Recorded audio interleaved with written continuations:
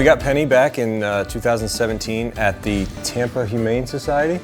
She was just a puppy. I got her at 8 weeks old, rescued her. Funny story, I believe I went and got her by myself, and I FaceTimed you. You were at a party, right? No, it was my last day of work, and we had a work lunch, and Andrew kept FaceTiming me, and I was like, hey, I can't talk right now. I'm at my farewell work lunch. And he's like, no, you have to come outside right now. It was raining, so I walked outside, and Penny was on FaceTime, and I was like, oh my gosh, who's that? And he's like, well, she can be ours if you want her to be. And it was love at first sight. Yep. Amy came down that weekend and we signed the papers and took her home. It was my teammate. He's an offensive lineman for the Bucs, Kevin Pamphile. He had adopted her sister, her litter mate, and it was so interesting when we would get them together because it was almost like they knew, like there was some sort of intuition there between them. And we noticed that they together played differently than they played with other dogs. It was, because we saw them play together, we saw them each play with other dogs, and then we would watch them together play with other dogs. And it was always interesting to see them when they would just play together because it was like they knew. It was like they knew they were sisters. It was really cool.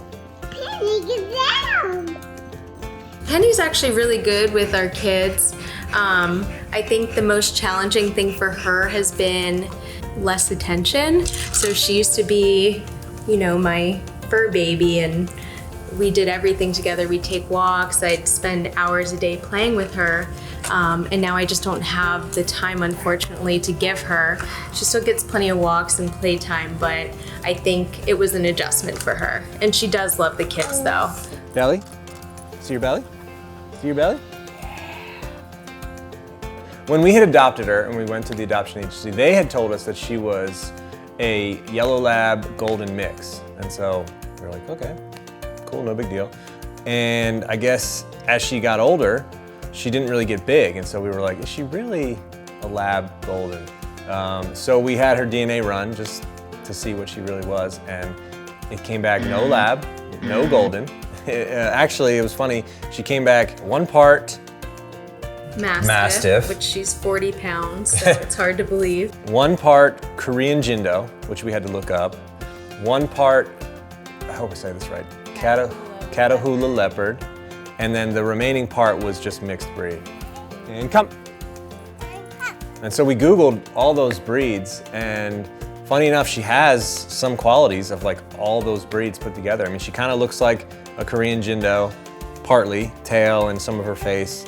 Her underside is spotted like a Catahoula Leopard. Her hair is like a Mastiff. I don't know what she's like a Mastiff, but but it's in there apparently. Maybe her coloring. Amy and I both have always grown up with dogs. I've had dogs, gosh, in and out of my house since my earliest memory. So I think just having a dog, just for us both, became natural. Penny, we forgot to put this on you. Go. Penny, now you've got your very own caribou bandana. I would say I'm a dog person because they're extremely affectionate, and I think the great thing with dogs is they wear their emotions on their sleeve.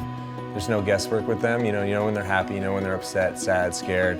I think they can understand that from you as well. So, they say dog is man's best friend, and yeah, I truly believe that.